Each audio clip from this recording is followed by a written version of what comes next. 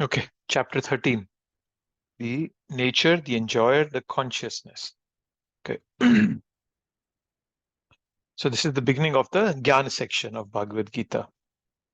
Uh, Transcendental wisdom, which helps one become detached from materialistic aspirations and simultaneously attached to Krishna. Right? So exploring earlier talked about topics in a more analytical way. Right? And this can, when somebody reads the 13th chapter, the goal should be that we can take advantage of the logical presentation made by Krishna to strengthen our conviction and deepen our understanding. Okay, so that is an interesting part. And so uh, this chapter also begins with a question by Arjuna. Right? We'll see what those questions are. Right? Somebody can ask that, right? Why did Krishna talk about Jnana Yoga after Bhakti Yoga? Right? If Bhakti Yoga is the topmost thing he wanted to describe, why does he even need to describe Jnana Yoga? Right? Why Gyan is presented after the section on Bhagavad Gita? So uh, you have to understand the connection between Bhakti and Jnana, right? So in the 12th chapter, in the somewhere in the middle 12th chapter, Krishna said that he will save his devotees from the path of birth and death, right? And then chapter 13 to 18 fulfill this promise by supplying the philosophical knowledge necessary for one to bring them out of the material engagement. We call this the Jnana section, but in truth, the entire Bhagavad Gita is Bhakti. Okay. So the first 6 chapters are about Bhakti through one's work, right? And the last 6 chapters describe how to achieve Bhakti through knowledge. Okay. The middle 6 chapters are Bhakti itself. Okay. So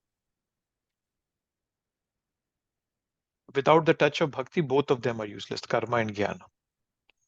Right. So in a broader sense, if we see, the Bhagavad Gita talks about 3 main principles. It teaches us how to live. That's the first 6 chapters, karma. Krishna talks of karma, yoga, and all that. The middle 6 chapters are about love, right? So love is devotion. Okay. And then comes the last part is how to let go, detachment. That's the last 6 chapters. But then we cannot know detachment if we don't know true love, if we don't know love. The detachment, we talked about this earlier, the detachment with love is what is permanent. Detachment out of frustration, out of some material infatuation, all that is very impermanent, and actually it pushes us down on the ladder. Right? So that's how the whole Bhagavad Gita is: live, love, and let go. The three sections of 6 chapters each. So this last section, Krishna has taught us about love. Now he's telling that how be detached, but simultaneously also connect with me. If you don't connect with me, this detachment is useless. Right? Rupa Goswami says this in the Bhakti Rasamrita Sindhu. Anasaktasya Vishayan Yatharam Upayanjita Nirbandha Krishna Sambandhe Yuktam Vairagya Uchyate. Right? A person who knows how to use everything for Krishna's service, that is Yuktam Vairagya. That is the topmost renunciation. That is the topmost detachment to have. So otherwise, it has no value. Right? A sense of life is in a loving relationship. So what do we have to let go of, which this 6 chapters will teach us? And there are many things: attitudes, people, places, situations, habits, character traits. There are many things that we have that we hold on to that we have to let go of. Right? So the acronym for it is WISE. So the first 7 verses are about questions that Arjun has asked. There's some questions that he will ask. We'll read that in the first, and then Krishna just gives an overview of them. And then he actually has 6 things, Prakriti, Purusha, Kshetra, Kshetragya, Jnana, Geyam, those things. And then comes this knowledge, items of knowledge. So this section teaches how we can disentangle ourselves from the body by cultivating jnana, right? And this knowledge is revealed within the heart of a deserving person. So it's an ascending process. Sorry, a descending process, not ascending. It comes from top to bottom to us. Then the next section is about soul and super soul. So what is the object of knowledge? So Krishna will talk about that. So realizing Krishna, so those things. And then last is the E is the enjoyer, right? So enjoyer, it concludes with about talking about Prakriti and Purusha, so that the conditioned soul desires to enjoy and control matter, and this enjoying spirit is what binds him to the material world, right? The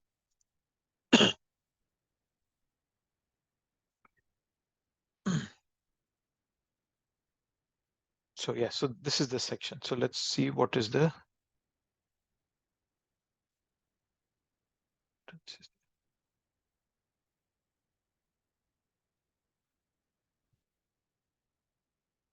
connection with the earlier chapter. Okay, so the questions that are being here might not directly connect back with the 12th chapter. Generally, we see that connection, right? But in this one, it's not there.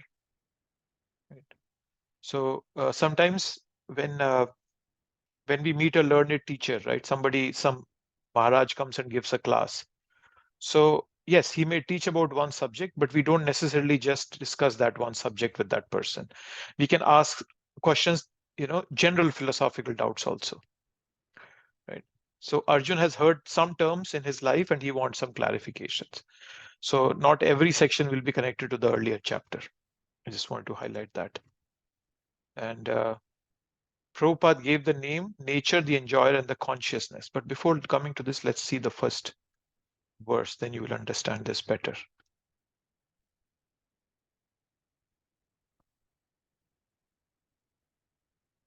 So this is the question Arjun is asking.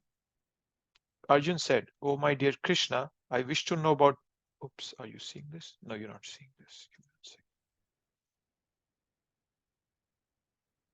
Arjun said, "Oh, my dear Krishna, I wish to know about Prakriti, Purusha, and the field, and the knower of the field, and of knowledge, and the object of knowledge." Right? Prakriti, Purusha, Kshetra, Kshetragya, Jnanam, Geyam. Those are 6 things. And the second verse, Krishna answers, the Supreme Personality of Godhead said, "This body, O son of Kunti, is called the field, and one who knows this body is called the knower of the field."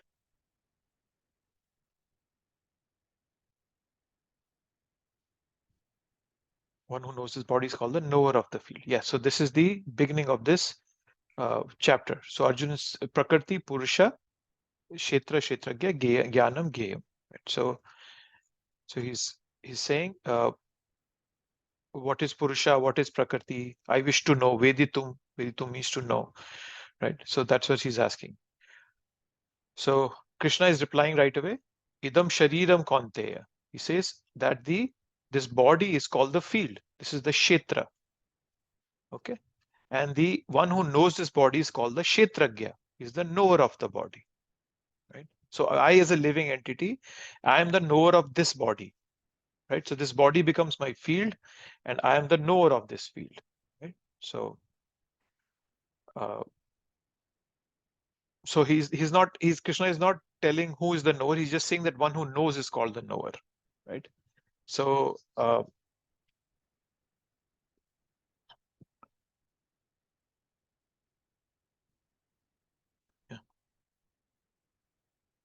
So this is the question. So now coming back to the thing I was showing you, that what is the reason why Prabhupada gave this name to the chapter. This is interesting. So nature, the enjoyer, and the consciousness. So Arjun is asking, Prakritim Purusham Chaiva, Kshetra Kshetragyam Evacha. So he's asking these 6 things. So Prabhupada used words from the first question that Arjun asked to name the chapter. So Prakritim is nature, Purusha. So Purusha is always Krishna. Okay. So he's the enjoyer. And consciousness is the jiva, the living entity, that is us. So we are the kshetragya. So we know the field of our this body. Now we'll see that in Bhagavad, further on this chapter, Krishna will himself also called himself a kshetragya. But he's the kshetragya of everybody, not just of one body. So we'll see that. But because these three topics are being discussed, so Prabhupada named Prabhupada gave this name to the uh, to the chapter. So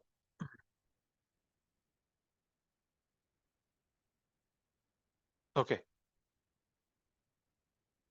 This chapter can be a bit confusing, so I request you to please stop me if you feel like there is something that we didn't get, because now these sections are going to be a bit, they're some more technical knowledge Krishna is giving, so there might be some words, some confusion, so please highlight. Okay, so yes, so these were the first two words. So then Prabhupada talks about in the purport that what is the kshetra, that's the body, he's explaining that, and the owner is distinctively kshetragya, right? Sometimes we think I'm happy, I'm a man, I'm a woman, I'm a dog, and I'm a cat. These are the bodily designation of the knower. But the knower is different from the body. So Prabhupada is highlighting this part that yes, even though we are the knowers, but we are no different from this body. We're knower of this body. It's not that we are this body. So, but then we are limited kshetragyas. Right? I can only, for example, I can move my hand, but I cannot move your hand. Right? So I cannot control beyond my jurisdiction. So the kshetra for me is the area of my influence. And that's the primary level kshetra is the body. Right? All of us have some influence over our body. Of course, we do not have complete control, right? But a very small control. So we are shet of the kshetra, right? So the soul, me as a living entity, have the capacity to use the brain as a tool, and then then control this kshetra to some extent. But then kshetras also can have different. So kshetra, the human body, so the kshetra, that human body has a greater potential for spiritual inquiry, right? Which others don't have probably, right? So some have uh, some living entities have a very limited the control over it, right? For example, some living entities have a covered consciousness, trees, plants, creepers, so on and so forth. Some have a very contracted consciousness, very limited control, right? Like aquatics, birds, beasts. Then comes the human beings. But in human beings, there are also different levels of consciousness. There is some people have a very budding consciousness. They are very ignorant. And then devotees, they are a higher consciousness. Their consciousness is bloomed. So that their kshetra is being more properly utilized in comparison to other kshetras. Right?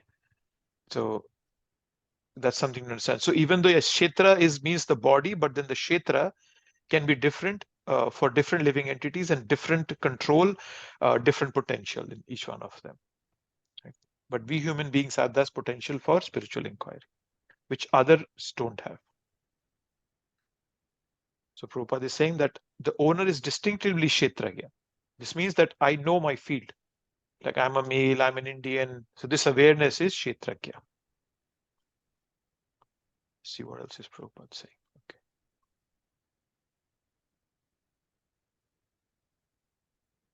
Then comes third verse. So where Krishna is saying, O scion of Bharata, you should understand that I'm also the knower in all bodies.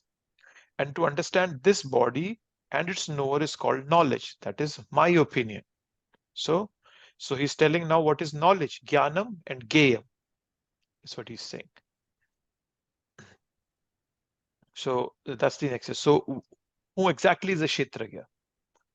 So Lord Shri Krishna is explaining that the knower of this body is kshetragya, and there are two kshetragyas. So Krishna is saying Kshetragya chapi mam vidhi, right? That I am also a Kshetragya. But what kind of a Kshetragya I am? Sarva Kshetreshu Bharata. That I am the knower of all the fields, right? So Kshetra, Kshetragya or Jnanam. So this knowledge of Kshetra and Kshetragya, this is called Jnana. This is in my understanding is knowledge. So Krishna, very interestingly, he says Matam Mama, my opinion, right? So he's saying Matam Mama. It's an interesting phrase Krishna uses here, saying Matam. That Matam means opinion, Mama means my. So Krishna is giving an opinion. He's saying it's my opinion, right? So sometimes it might seem that when it is said, in my opinion, it tends to decrease the weight of what we are saying. But when Krishna uses it, it's different because he's the absolute truth, right? So when he says it's my opinion, it becomes the ultimate reality. It becomes an absolute truth in itself. So his opinion and the truth and the reality, they both are the same.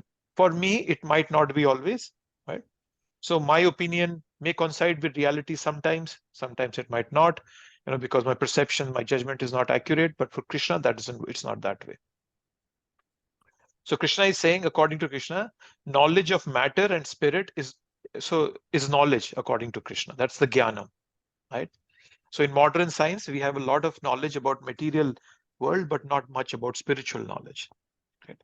And Krishna is also highlighting another thing here, that in the Kshetragya also there are two kinds. There is soul and there is super soul, knower of all the bodies. Right? So, so the complete knowledge is knowledge of matter, soul, and super soul. So and then interestingly, Krishna here says, is that Kshetragyam cha api mam vidhi. So the word cha is also. Okay, that's an important thing to understand here. Also means that it's talking about something else, right? Right. So like he said, you can say Prem Dham went to the temple. Also, Sham Bhakti went with him. So it's not like they're the one and the same. They're different. They're different living beings. So that's another way to understand that the concept that Mayavadis propound, that hey, we are going to merge with Krishna, we all one. That is bogus. That's not the truth. Krishna is himself saying cha api, also that I am also there in the I'm also a Kshetragya, but I'm a Kshetragya of this everybody, right? So it's a very good distinction that is being brought out here by Krishna. Prabhupada uses a very nice word here, superknower. So the concept, the word super soul has also been coined by Prabhupada himself. I have not come across any other literature where the word super soul is used. So Prabhupada himself created this word, and similarly is creating another word, superknower. Right? And Prabhupada gives the example of a king and a citizen. Right? A citizen may know everything about his patch of land, but the king knows not only his palace, but all the properties possessed by the individual citizens. Similarly, one may be the proprietor of the body individually, but the Supreme Lord is the proprietor of all bodies. Okay? The king is the original proprietor of the kingdom, and the citizen is the secondary proprietor. So that's to understand. So the king is the original proprietor, and the citizen is secondary. So the king knows about all the land in this kingdom. But then one citizen might only know about his land, whatever he or she has. So that's Prabhupada is giving an example of a king to explain this concept. And then Prabhupada is quoting from the Vedic literature. He doesn't tell where this is coming from. And he Kshetrani hi sharirani, bijam chapi shubh ashubhe, tani vetti sayogatma tatha kshetragya uchyate. That it's clearly being mentioned, the body is called the Kshetra, and within it dwells the owner of the body and the Supreme Lord, who knows both the body and the owner of the body. Therefore, is called the knower of the body. So here again, Prabhupada always refers to Shastras to just confirm that, hey, Krishna is not just speaking out of thin air. That's what the whole Shastras is talking about. Right? So, and then Prabhupada gives a very good example here. I think this is a very good one here. Yes. One should not confuse the painter, the painting, and the easel. What does this mean? Right? So,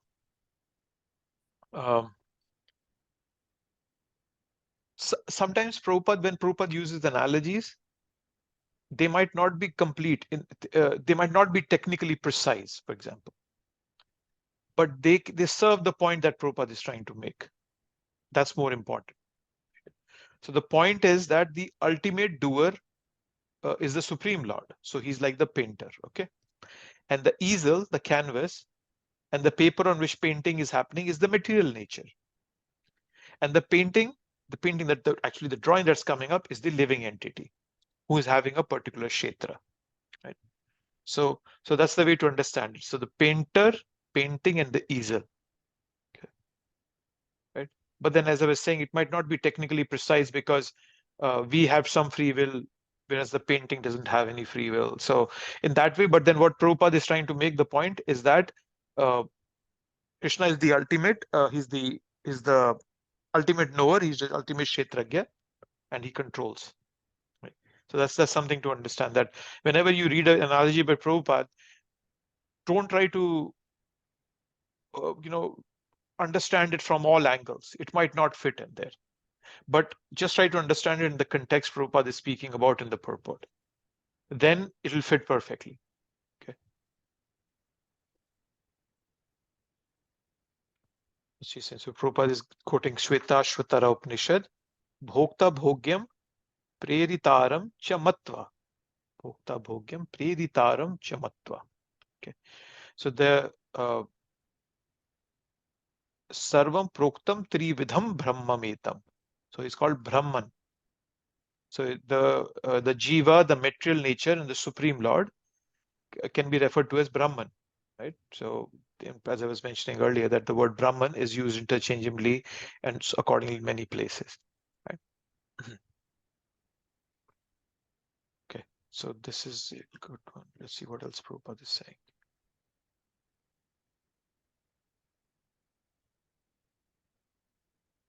Okay. And Prabhupada goes on to explain the differences between the soul and the super soul. That one is fallible, other is infallible, one is superior, other is subordinate. One who understands the two knowers of the field to be one and the same contradicts the Supreme Personality of Godhead, who states that here very clearly, I'm also the knower of the field of activity. It's not just that there's only one knower, right? So yeah, so this is Prabhupada's Prabhupada is confirming that what Mayavadis present is not appropriate, is different, it's wrong, right? And this goes back to the philosophy that Prabhupada is saying, that one is the one is the superior, one is the inferior, one is subordinate, one is fallible, one is infallible, considering the analogy of two birds on a tree, right? That the two birds are sitting on a tree, and one is enjoying the fruits, the other is just watching, right? So they are inseparable companions, right? Dua suparna sayujya sakhya samanam vriksham parishash vajate. This is a verse that is often quoted. Prabhupada quotes it to talk about the analogy of the two birds, right? They are sitting on the tree, they're on the same tree, and one of them is eating the fruits and the other is just looking, right? So the first bird is us, individual selves, who are feeding on the pleasure and pains of this world, and the other bird is Krishna, is the Paramatma. He's just sitting there and watching us, waiting for us to turn around. That's all he's waiting for us to do, for lifetime after lifetime. I'll take a pause here. Hare Krishna Prabhuji, I have a question. Yes, please. So when we're talking about the soul and the super soul, it's not that there's two souls in there, right? Like one is us soul and the other one is Krishna soul? Or am I getting too technical there? So understand it this way. Okay, see, I am a body. No, this body is there. In the heart of this body is the soul. And in the soul, heart of the soul is the super soul. Okay, so it's part, okay. Yeah. That And makes sense. yes, you're right. It becomes a bit technical, but also Krishna is telling, right, that he's also there. And the analogy that I was giving of the two birds that's coming from the Upanishads is also talking about there are two separate beings. But so you can look at it literally also and philosophically also, both ways. Okay. And there is a verse in the, I think, 10th canto. It comes in the 10th canto, 14th chapter, where towards the end, where Sukadev Goswami talks about, he says, Krishna is Atmani Akhilatmani, that he's the Atma sitting in the heart of the Atma. So who's sitting in the core of your soul is Krishna. So so there is philosophically also, technically also, both ways to understand it. Okay. Thank you. But Prabhuji, here it is like we are referring to Paramatma sitting in our heart, right? Not inside our soul, right? Because soul and Paramatma both sit in the heart, right? So here I think so. Is it not what they're mentioning? Like in the heart we have our soul, and in our heart we have our Paramatma sitting as a super soul. It's not sitting inside our heart, inside our soul. That is what I understood. Right? I didn't get your question, Aditi. Prabhuji, you just mentioned, right? Inside the soul, the super soul is residing. My understanding was inside our heart the Paramatma resides, not inside our soul. Both in my heart, the soul and Paramatma reside in my heart. So that's what I'm saying. It can be technical, but you can also look at it philosophically. So let me pull up that verse that I was referring to. It's 10, I think it's 10, 14, 55, but I have to confirm that. Where Sukadev Goswami says that is Atmani Akhilatmani. That the way Prabhupada, if I remember correctly, translates it as who's sitting in your heart. But let's see the verse. But then it's not, we don't have to get into the technicalities, whether he's sitting in the heart of the soul or whether he's sitting separate, he's there. But philosophically, if you see, he's your well-wisher and he's your best friend. So he's right there in your heart, so all our loved ones sit in our heart, right? So if from that perspective, you can think of it also. But let's see if I can find that verse. 10, 14, 55.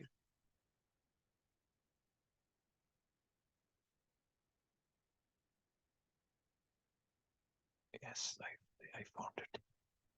Okay. Let me share my screen. Okay, so this was the verse I was referring to. Atmanam Akhilatmanam. Okay.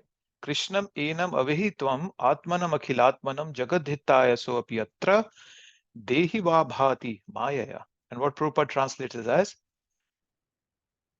the soul of all living entities. So Krishna to be the original soul of all living entities.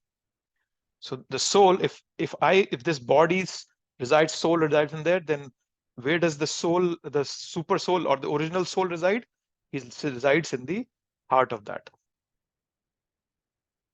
But to be frank, nobody has checked it out, okay, whether he's sitting apart or he's sitting together. But I'm just giving you philosophical references here and there where it can be understood that way also. So another question could be, that like, how does, so I'm just trying to frame it differently. No,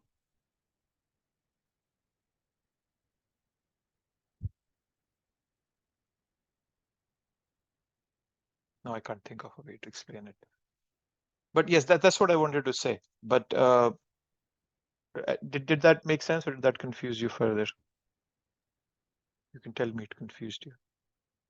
No, Prabhu, I'm good. Thank you, Prabhu. Yeah, did it make sense? Because what I'm trying to answer is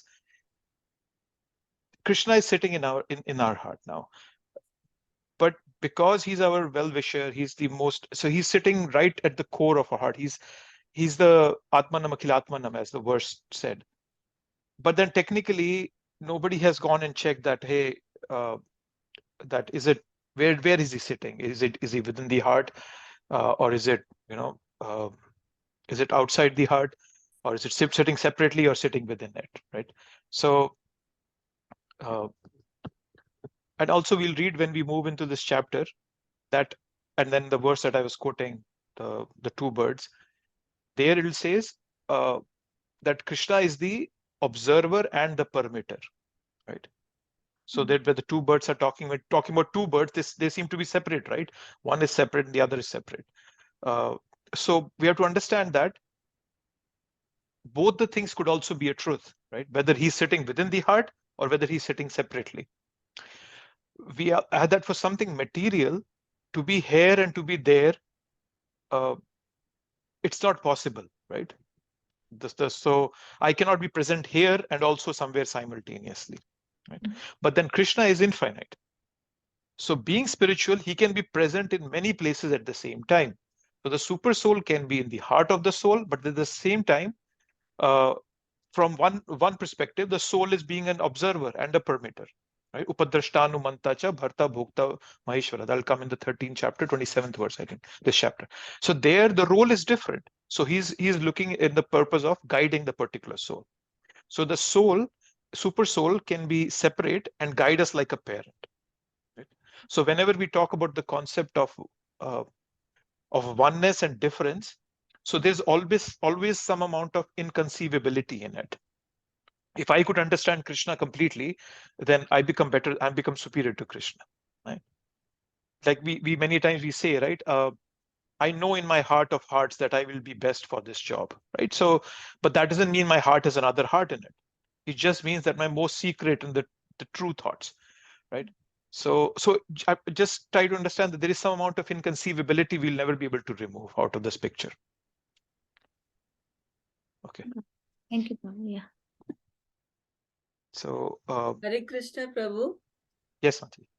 We discussed just a while ago about the fallible and infallible situation of ourselves as fallible and Krishna as infallible. And like we being also the knower, as well as Krishna is also the knower of the field that we are in, and also that our position as a soul is qualitatively same as Krishna's soul, our super soul, although the magnitude may be different, like the quantity wise we may be different.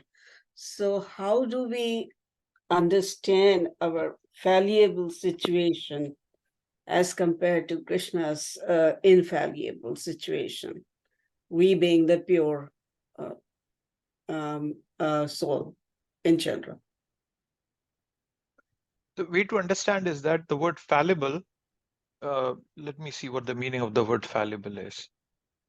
Let's look at that quickly. But the word fallible has the word fall in it. So that means that one who is capable of making mistakes or being erroneous. So Google tells us that. So I, as a living entity, because my consciousness has been polluted by this material world, I am making mistakes. My senses are imperfect, but I'm judging this world through these senses. I'm trying to enjoy this world through these senses.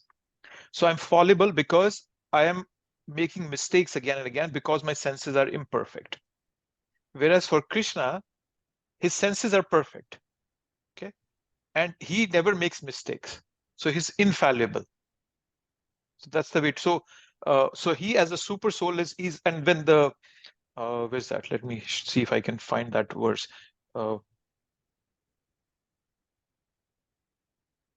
There's an image to it. So whereas the two birds, if they see this picture, let's see if I can open this picture up. See if it opens up in something bigger. So there are two birds. So this is a video. Sorry, I didn't realize that. So if you see these two birds, right? So Yes. this bird is eating the fruits, and this bird is sometimes happy because the fruit was sweet. Sometimes the bird is sad because the fruit was sour. But the other bird is not eating anything because it fully perfectly knows that this is not for me to enjoy. That is why this bird is infallible.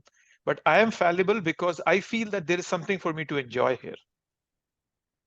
That is why I fall down. I make mistakes because I am using imperfect senses to interact with this world.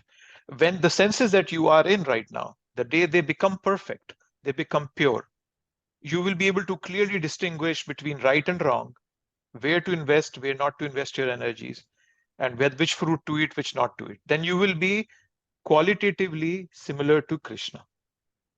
That point you will become qualitative. Right now, we are qualitatively similar, but we are conditioned. That is why Prabhupada never used the word that we are faulty. No, we're not faulty. We're just conditioned. We have been living in this world for such a long time that I have started to believe this to be the truth. So I've been making mistakes again and again. Okay, so now I understand that there is a covering of like material nature around the soul that makes us imperfect and fallible. Is that right? Like we are covered by the material consciousness. That is why that the purity is kind of covered, which is within the soul. Is that right? Yes, that is correct. And we read this in the, this was also in the, we read it in the Nectar of Instruction. Right? Let me see if I can find that. So yes, you're right. So we as a soul have 2 layers of coverings on top of us.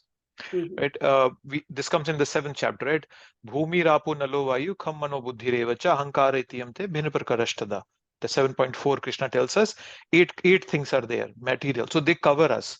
And let me show you that slide if I can find it. It was in Nectar of Instruction. I think it comes in verse number 2.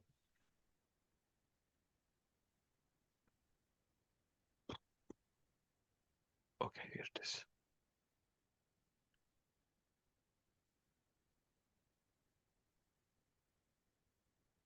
So this is us. Okay, this is what it was in our. So there's a gross body covering, earth, water, fire, air, which you can see, this body of mine. And there is a subtle body that we all have, which is the mind, intelligence, and false ego. And then it's me there in the center as a living entity. And me, under the influence of these 2 layers, I'm interacting with this material world, thinking that this is where I'm going to find the true happiness that I'm looking for. Oh, yeah. And because I'm doing that, because I'm looking in the wrong place, Maya is not bad. Maya is actually Krishna's servant.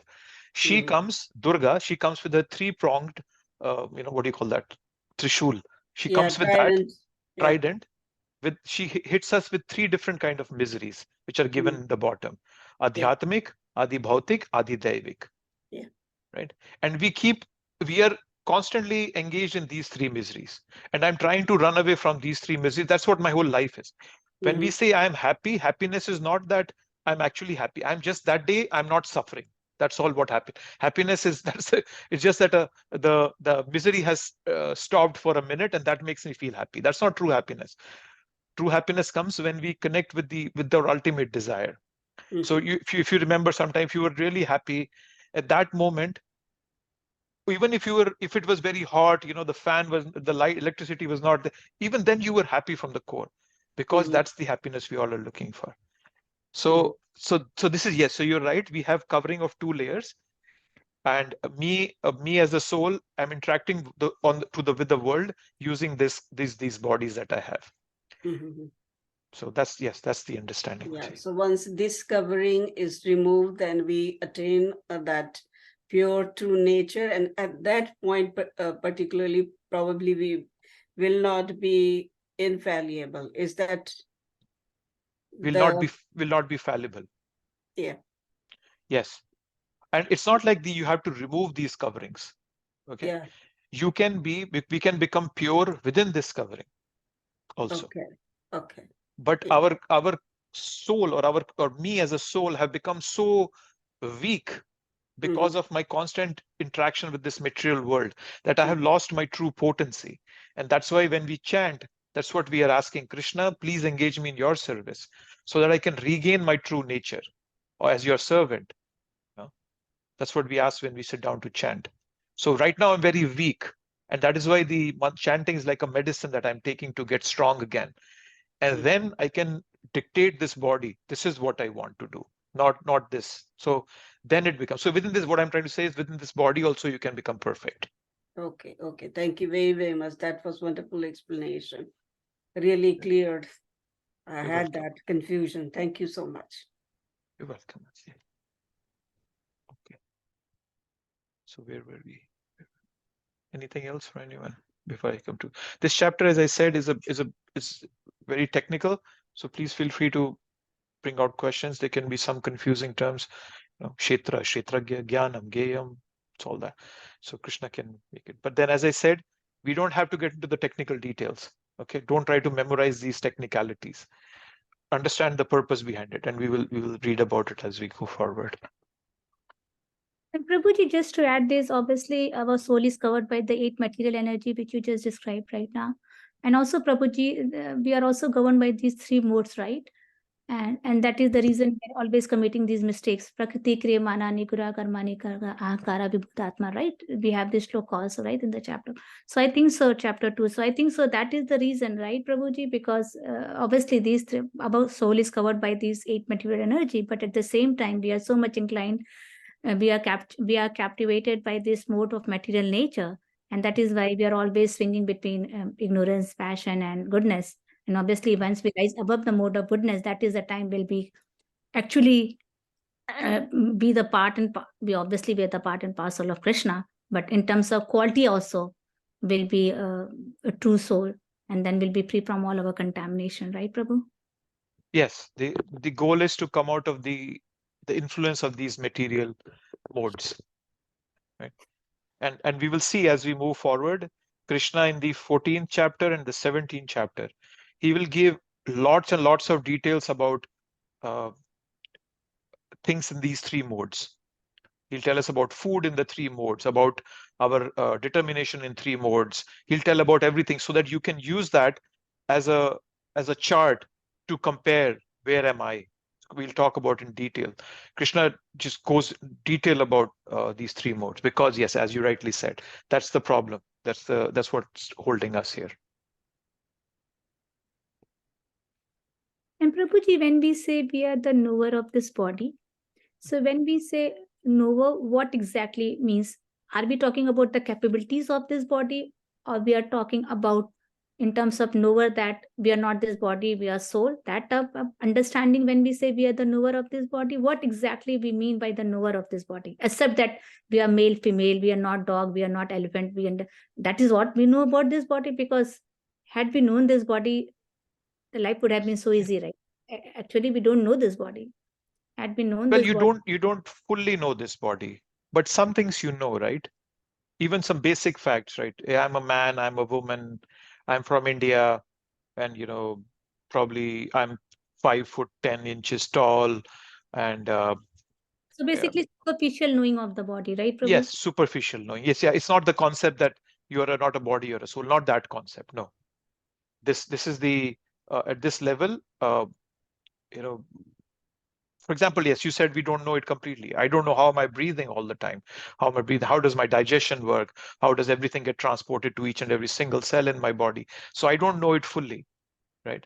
But then I know some parts of it. So that in that sense, I am a knower. And then I also highlighted the fact that this capacity of knowing can also be high and low, the consciousness. So the soul has consciousness, right? And that consciousness, it can use the brain and make it as a tool and move forward. You take an amoeba, right? Amoeba has a very limited kshetra, and he's very limited knowledge, right? He's doing everything within that one cell. But me as a human being, an advanced being, I have billions of cells doing very different functions. So the kshetra can also be different in different living entities. So we have the best kshetra possible as human bodies. Thank you, Prabhu. You're welcome.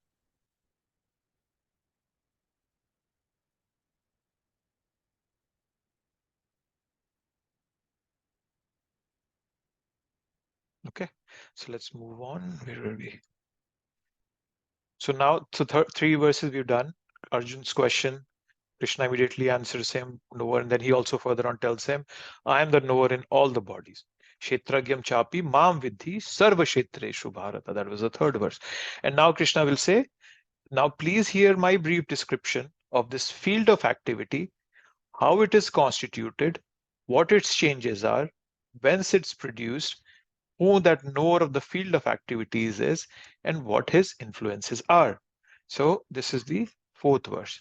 Tat kshetram yaccha yadrikcha yad vikari yatascha yat saichayo yat prabhavascha tat samashena me shrunu. So this is kind of a summary of what is going to come ahead in the next chapter, in the next few verses. So Krishna is just giving us an overview. So where is that slide? I had a slide, right? Where's my slide? I thought I had a slide. So so it gives a summary. So 13.4. So we said yet kshetram. That's how is the body constituted. That's going to be answered in text 6. Vikari, what are the changes? It'll be in text 7. Yatas, when is this body produced? Identity of the knower, prabhava. So all these things Krishna will explain in verses coming. So he's just giving a this is something else. So this is a precursor of the following verses. So in this, let's see what Prabhupada is saying in the purport for this verse.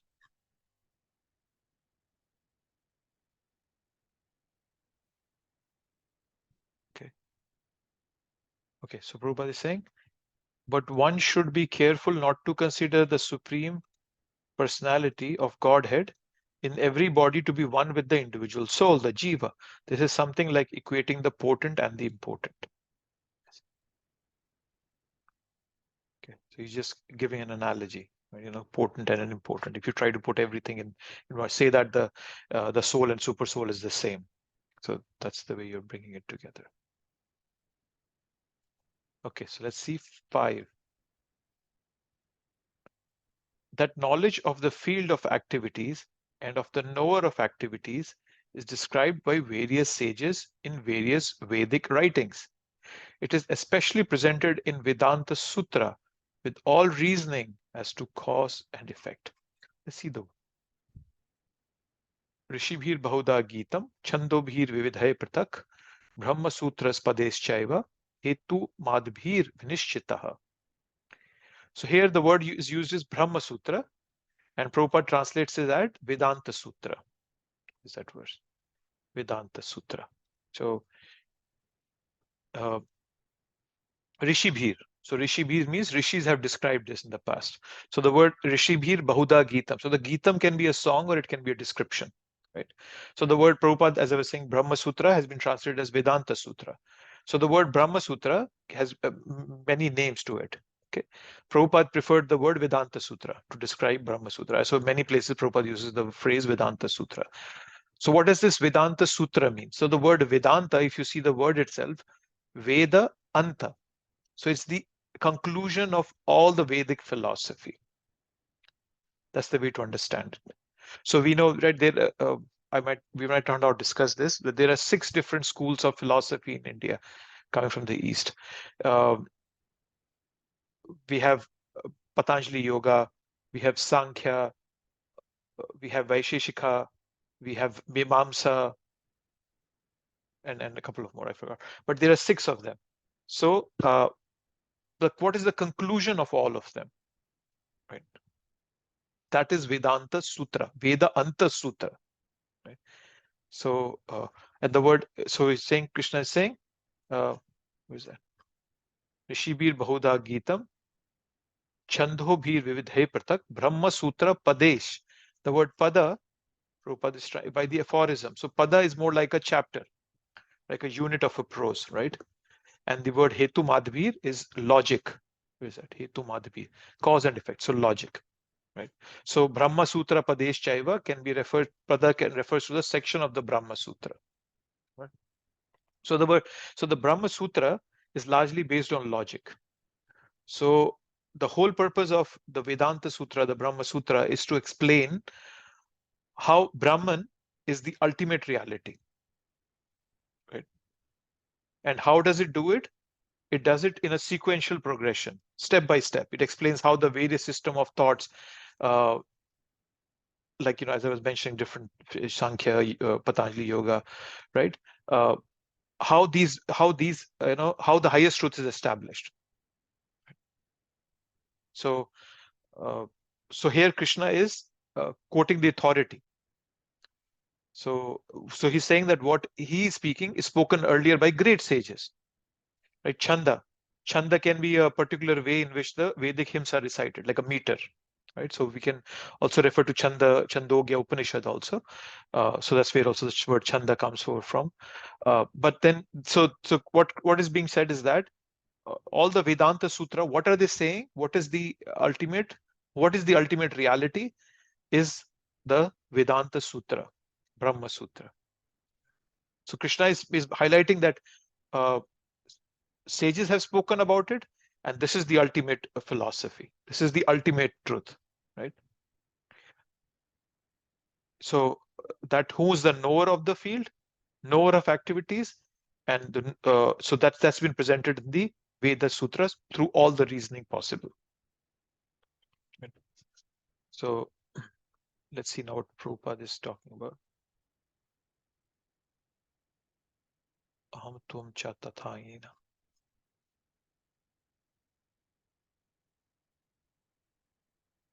Okay, so Prabhupada is quoting Brahma Pucham Pratishtha. So the word Pucham, right? So this Pucham is interesting. So the word Pucham means, the connection of Pucham is that all there are various levels at which the Brahman can be realized, or how at which we can at which our consciousness is expanded enough to understand. There are different levels of that, and Prabhupada has given it, and I would suggest we can read this section of the purport. Okay, so somebody wants to read from here, this part. Prabhupada is going to talk about 5 different concepts: Annamai, Pranamai, Jnanamai, Vijnanamai, Anandamai. He'll talk about this, so it's good we read it. Somebody wants to go ahead? I can read first. Yes, please. There is a manifestation of the Supreme Lord's energy, known as Anya Maya, dependence upon food for existence. This is a materialistic realization of the Supreme. Then in Pranamaya, We can take a pause, Mataji. Just let's go through them as we read them, so that we don't get confused. So Annamai, as Prabhupada is telling us, that it's dependence upon food for existence. A person who's in an Annamai concept, it's all about food. That life is for eating. Existence is eating. Like a small baby, right? An infant.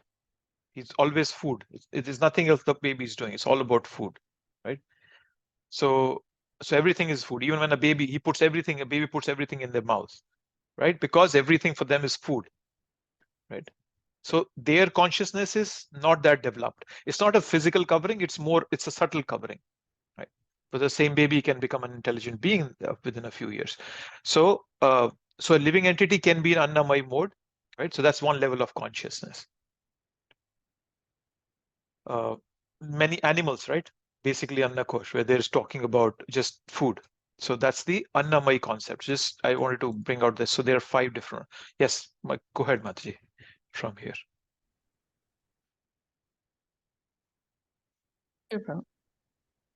And then in Pranamaya, after realizing the supreme absolute truth in food, one can realize the absolute truth in living symptoms or life forms.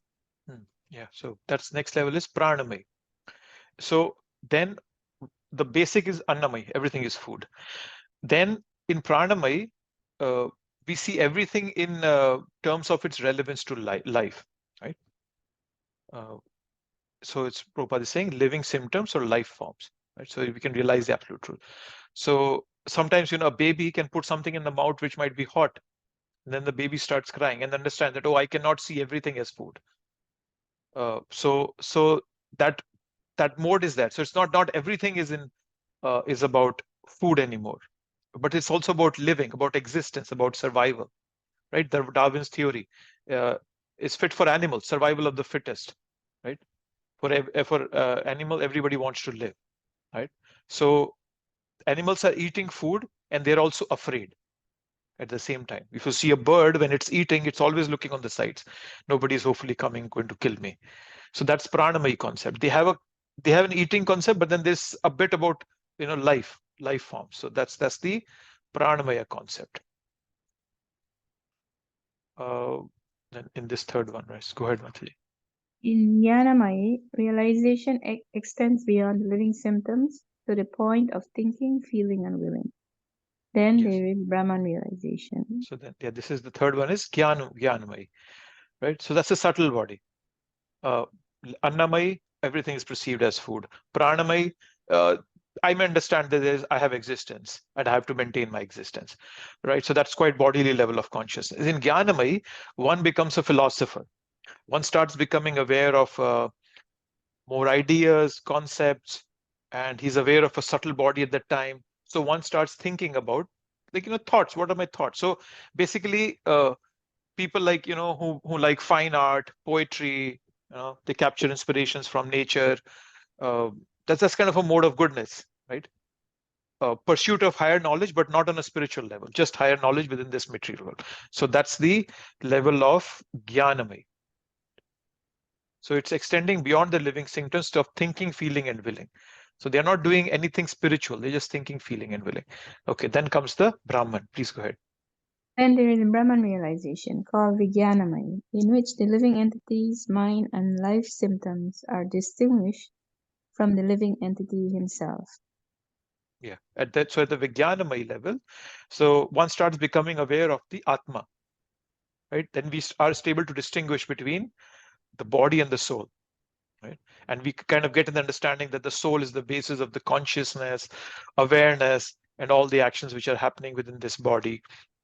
So it's at somewhat at a spiritual level, something metaphysical, right? So that's the fourth one of Vijnanamaya. And then the last one is this one. Please go ahead.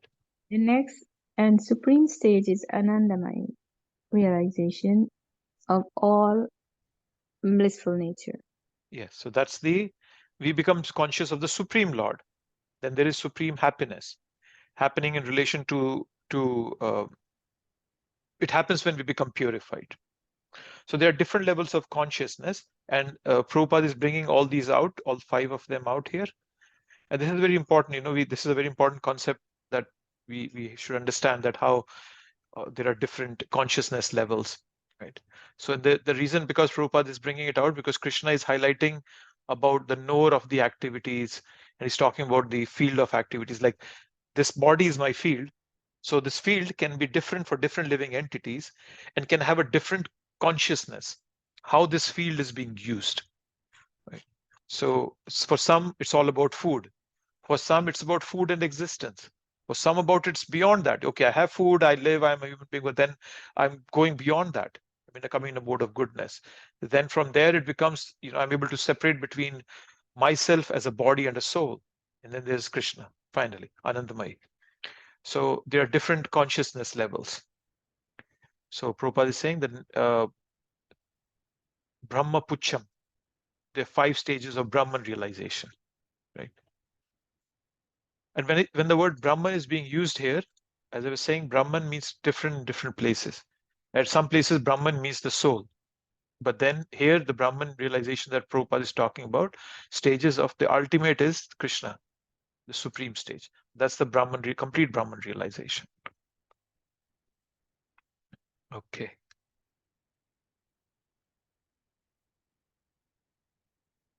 Let's see what else is there. Prabhupada is quoting some other sutras. Okay, so hopefully we have these things cleared out, what it is about. And so that was the connection of Pucham, Brahma Pucham. So Prabhuji, where are devotees situated? Anandmaya? Well, Anandamaya, yes, that is our goal. But not all of us are situated in Anandamaya. I'm not situated in Anandamaya. I am in a more like a Vijnanamaya and kind of progressing towards Anandamaya. Anandamaya is the complete. Like, remember, we talked about the 3 levels of Kanishta, Madhyama, Uttama Adhikari.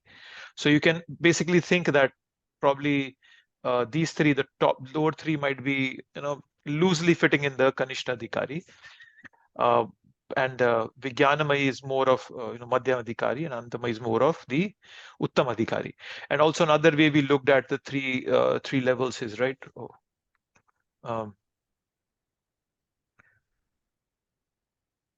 No, that was not. But yeah, this is the way to look at it. So we are somewhere between Vijnana and Ananda. And to be frank with you, the whole purpose of bhakti is to come to the mode of goodness.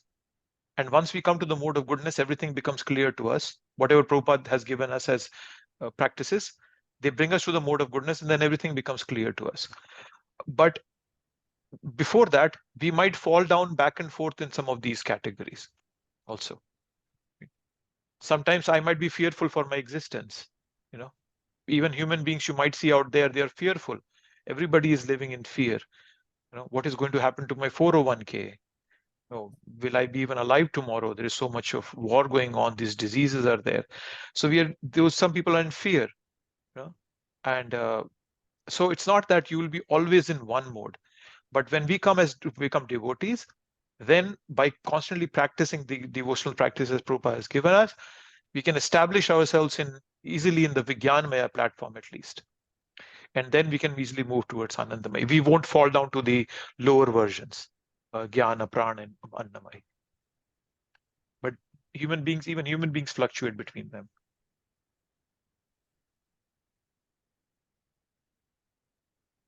So Prabhupada says this here. If the living entity decides to enjoy and dovetailing himself with the Anandamaya, then he becomes perfect. So that's it. Then we become perfect. In Anandamaya, we'll become perfect.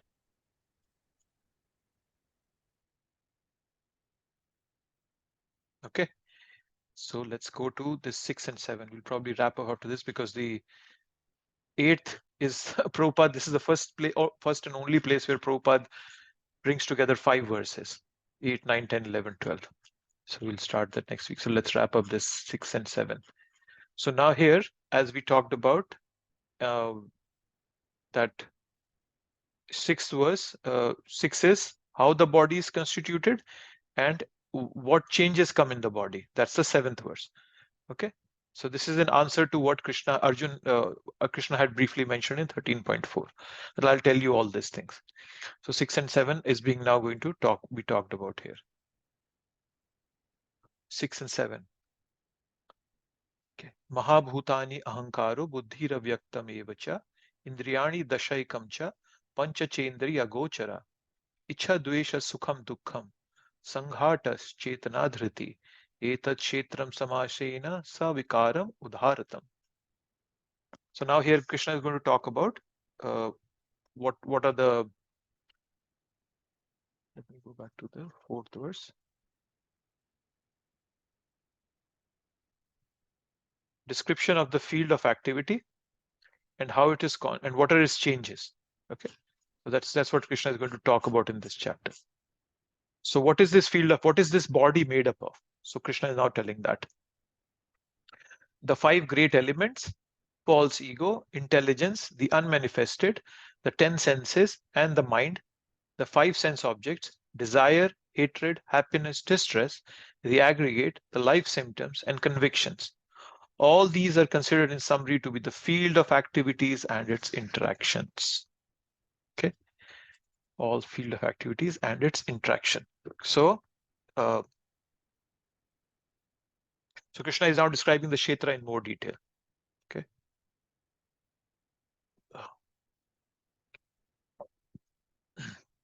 So now this is going to be a bit technical here, but before this, I just wanted to highlight the goal of Bhagavad Gita is not to teach us technicalities. Okay, it's transformational. We have to be transformed by reading Bhagavad Gita. The Bhagavad Gita is like an encyclopedia, right? So here now Krishna is analyzing material nature into various components. He'll talk of the 24 elements.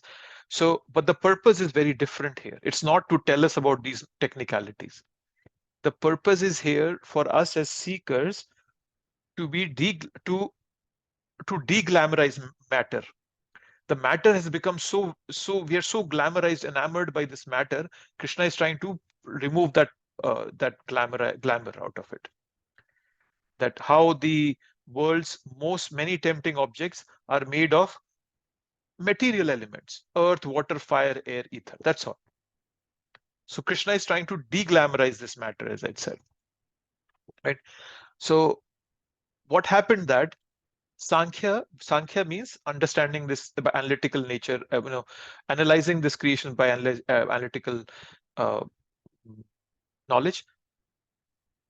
It's of value, but it's only value is there if it is in connection with bhakti. But if we divorce this knowledge of this technicality from its spiritual purpose, then it's of no value. So that's what modern science has done.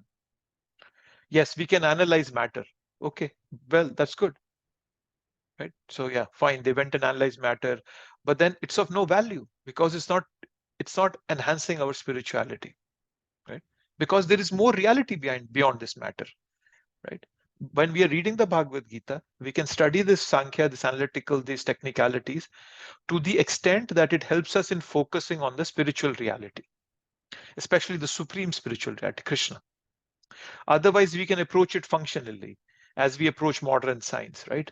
Engaging it only if it's required in service, right? Otherwise, we don't have to stress on understanding all this. Just wanted to highlight this. Don't worry about, oh, what is this? What does this mean? What is that? Yeah, obviously, yes, it's good to know all that. I'm not saying don't try to understand all this, but don't overly stress on understanding it. Understand it by its relation to spirituality, by its relation to Krishna, by its purpose. What is the purpose that Krishna is telling us all this? And as I said, the purpose is to remove our temptation from this material world. So let's get into the details now that I have told you this. So now Krishna is saying 5 great elements. What are the 5? And I think Prabhupada talks about this in the purport. He talks about 24 elements. So first are these 5. We have talked about this. Bhumi, Rapo, Nalo, Vayu. Okay, these are the 5 great elements. Then there are false ego, intelligence, and the unmanifested state of the 3 modes of nature. So the unmanifested stage, Prabhupada will talk about this in the further, I think he talks about it. Yeah, the unmanifested is called pradhana. So when this creation is not manifest, it's still there somewhere, in an unmanifest stage. So that's what's called the unmanifest stage. That's the pradhana. Okay. Then there are 5 senses for acquiring knowledge. Okay. We use these 5 senses to get knowledge: eye, ear, nose, tongue, skin. Then we have 5 working senses that do some activity. Then there is the mind on top of it, which is the 6th sense, as it's being called here. Then there are 5 objects of these senses. So what does this mean? 5 objects. 5 objects means my senses, eye, ear, nose, tongue, skin, they connect with these objects: smell, taste, form, touch, sound. And there are millions and millions of variations to it. There might be thousands of smells that I can perceive, and I can tell the difference. Oh, this is that thing, this is that thing. Similarly, taste, form. So those are the objects of senses. Even though they're just 5 in number, but their permutation combinations are in billion, trillions, unlimited. Right? In touch, earlier, probably 50 years ago, we never had iPhones or those kind of things. We never had a touch screens, but now we have touch screens. So that's the next level of this object of sense. So all that. So so those in total make 24 elements. Okay. So 5, 3, 5, 5, 5, 15. Sorry, 20, 23, and the mind is 20. So 24 elements in total. Okay. But as I said, you don't have to memorize all this. You don't have to know. Just get a feel of it, overview, and that should be okay. So in the first verse, this one, Krishna has told that what is this material body made up of? Okay. And then in the next second verse, he's telling what are the changes that this body goes under. Okay, that's the first part. So the second is a change, right? So that is the vikari. Okay. What are those? Where's that Prabhupada stuff? What it's about?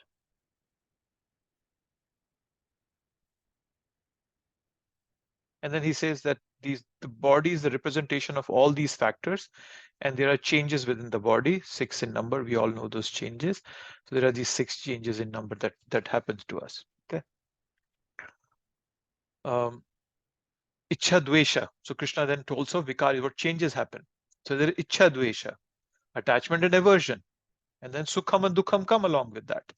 I don't like something, there is dukkha. All right, I like something, there is sukha. Right. So that's the those are the changes that happen to this body. Okay. So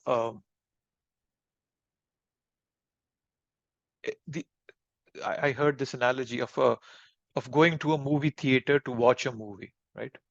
So so let's presume that we have a movie screen, a big movie screen, and there's a movie being played on it. Okay. So what is that kshetra made up of? There is a projector, there is a screen, there is sound, there is lighting arrangement, right? Which kind of focuses our direction to the movie. That is the area. That's the kshetra. Okay. So that is the first part of this verse. Those elements of which that movie screen is made up of, that movie theater is made up of. But then when the movie plays on the screen, I experience a lot of things. The hero dies, I become sad. The hero beats the villain, I become happy. All that. Sometimes it's a funny movie, I laugh. Sometimes there is horror there. So all that. So those changes, what are happening in me, those are the second part that Krishna is talking about. That are the changes, vikaris. Right? So even though it's an illusion, but there is still an effect. We were just talking about the soul having under the covering. So the soul by nature is pure, but it can become illusioned. Just like when I go to watch a movie, the environment is such, they switch off the lights, and the screen comes, it's like the sound system is that comes blaring onto me. I, for some time, get so involved in the movie that I start living, and I feel sad when the hero dies, or something happens. I cry when and you might have seen that in movie theaters, that people get so engrossed in that movie. So that's what we are like. We means as a soul are like. This world is like a movie theater, and I have become so engrossed that I feel that is the truth what I'm seeing on the screen.